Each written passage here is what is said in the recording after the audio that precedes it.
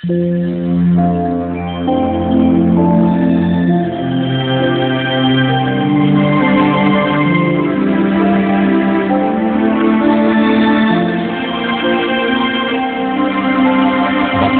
ang bumabasa at ang nangakikinig ng mga salita ng hula at tumutupad ng mga bagay na nasusulat doon, sapagkat ang panahoy malapit na.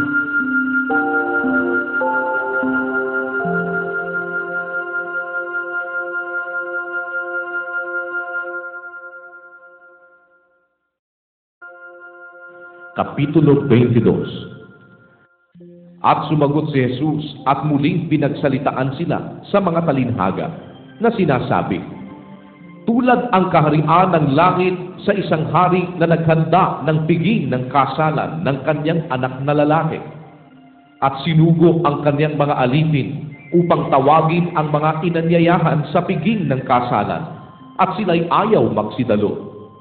Muling nagsugo siya sa ibang mga alipin na sinasabi, sabihin ninyo sa mga inanyayahan, narito, inihanda ko na ang aking piging.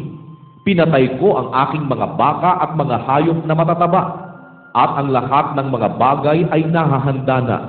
Magsiparito kayo sa piging ng kasalan.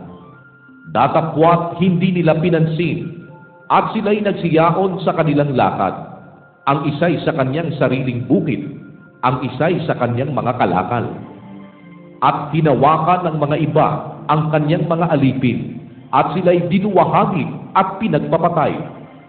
Datapwat ang hari ay nagalit, at sinugo ang kanyang mga hukbo, at pinuksa ang mga mamamatay taong yaon, at sinunog ang kanilang bayan. Nang magkagayoy, sinabi niya sa kanyang mga alipin, nahahanda ang kasalan, ngunit hindi karapat-dapat ang mga inanyayahan.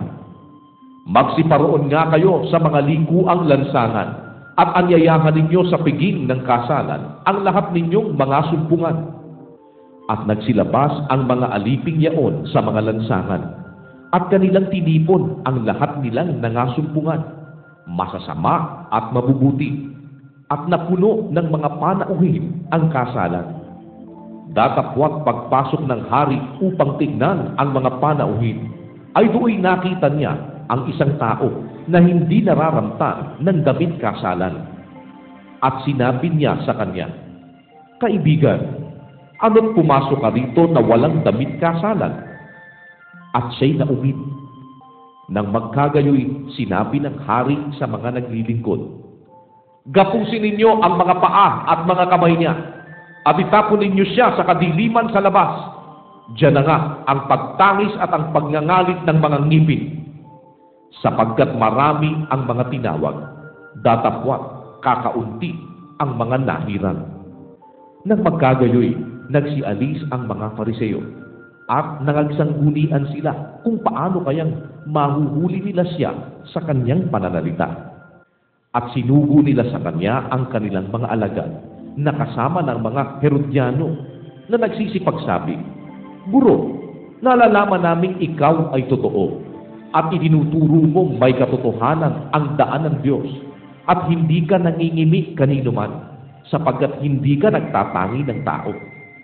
Sabihin mo nga sa amin, ano sa akala mo? Matuwid bagang bumuwis kay Cesar o hindi? Datapwat napagkilala ni Jesus ang kanilang kasamaan, at sinabi sa kanila, bakit ninyo ako tinutukso, kayong mga mapagpaimbabaw? Ipakita ninyo sa akin ang salaping pangbuwis. At dinala nila sa kanya ang isang denaryo. At sinabi niya sa kanila, kanino ang larawang ito at ang nasusulat? Sinabi nila sa kanya, kay Cesar. Nang magkagayoy, sinabi niya sa kanila, kaya ibigay ninyo kay Cesar ang sa kay Cesar, at sa Diyos ang sa Diyos. At pagkarinig nila nito, ay nagsipanggilala sila, at siya'y iniwan at nagsiyaon. Nang araw na yaon ay nagsilapit sa kanya ang mga Saduseo na nagsasabing walang pagkabuhay na baguli, at siya'y kanilang tinanong na sinasabi, Guro, sinabi ni Moises Kung mamatay na walang mga anak ang isang lalaki, ay mag-asawa ang kanyang kapatid na lalaki sa asawa niya at magkakaanak sa kanyang kapatid na lalaki. Nagkaroon nga sa amin ng 7 magkakapatid na lalaki at nag-asawa ang panganay at namatay. At sapagkat hindi siya nagkaanak, ay iniwan niya ang kanyang asawa sa kanyang kapatid na lalaki. Gayon din naman ang nangyari sa pangalawa at sa pangatlo hanggang sa ikapito. At sa kahuli-hulihan nilang lahat ay namatay ang babae. Sa pagkabuhay niyang mag-uli, sino kaya doon sa 7 ang magiging asawa? Sapagkat siya'y naging asawa nilang lahat. Ngunit sumagot si Jesus at sinabi sa kanila, "Nagkakamali kayo sa hindi pagkaalam ng mga kasulatan, ni ng kapangyarihan man ng Diyos. Sapagkat sa pagkabuhay na mag-uli ay hindi na mga aasawa, ni mga papag-aasawahin pa, kundi gaya ng mga anghel sa langit. Datapwat tungkol sa pagkabuhay na mag-uli ng mga patay, hindi ba ganinyo nabasa ang sinalita sa inyo ng Diyos na nagsasabi, Ako ang Diyos ni Abraham, at ang Diyos ni Isaac, at ang Diyos ni Jacob? Ang Diyos ay hindi Diyos ng mga patay, kundi ng mga buhay." At nang marinig ito ng karamihan, ay nangagtaka sa kanyang aral. Datapwat nang marinig ng mga Fariseo na kanyang napatahimik ang mga Saduseo, ay nangagkatipon sila.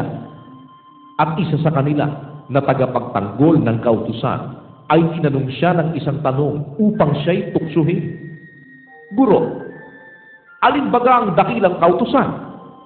At sinabi sa kanya, "Iibigin mo ang Panginoon mong Diyos ng buong puso mo, at ng buong kaluluwa mo, at ng buong pag-iisip mo. Ito ang dakila at pangunang utos.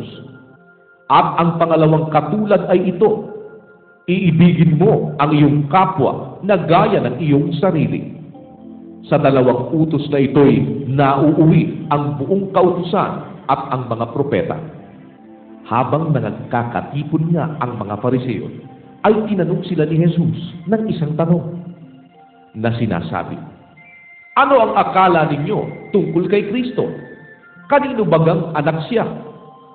Sinabi nila sa kanya, "Kay David."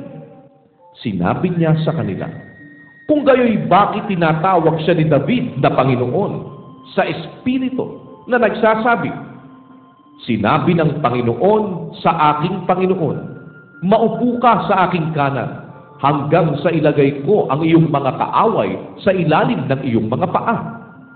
Kung tinatawag nga siya ni David na Panginoon, paano siya'y kanyang anak? At walang sino mang nakasagot sa kanya ng isang salita, ni walang sino mang nalahas buhat sa araw na yaon na tumanong pa sa kanya ng anumang mga tanong.